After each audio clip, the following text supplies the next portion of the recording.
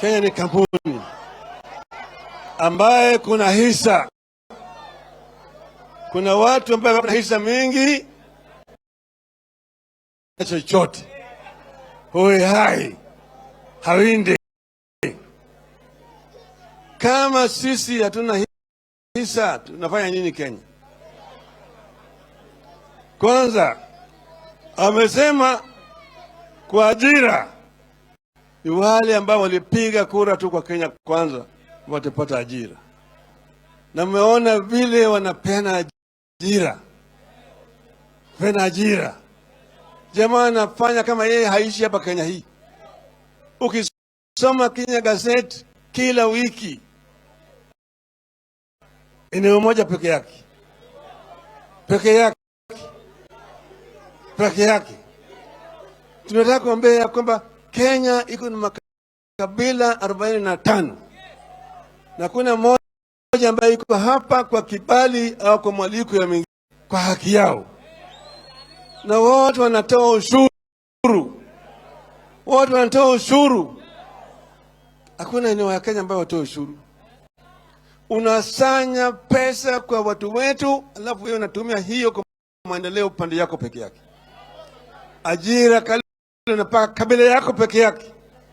Kabila yako peke yake. Wanaongea hata lugha yao peke yake katika maofisi ya serikali. Hizi ni matusi. Ni matusi. Huna haki Bwana Ruto kufanya hiyo kwa Wakenya.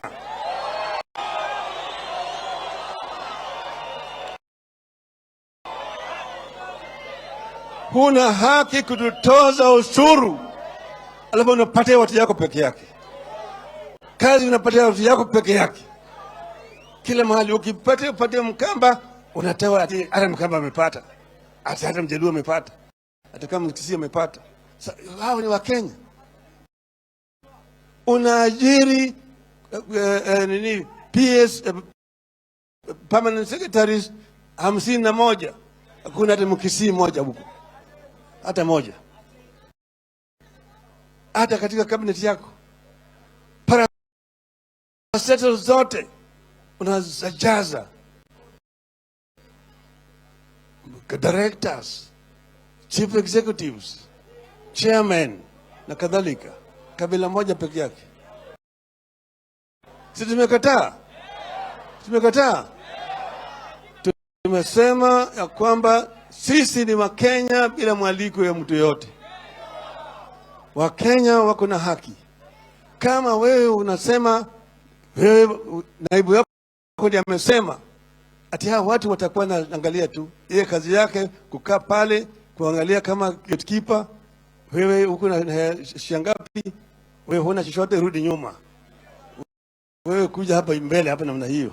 Na wewe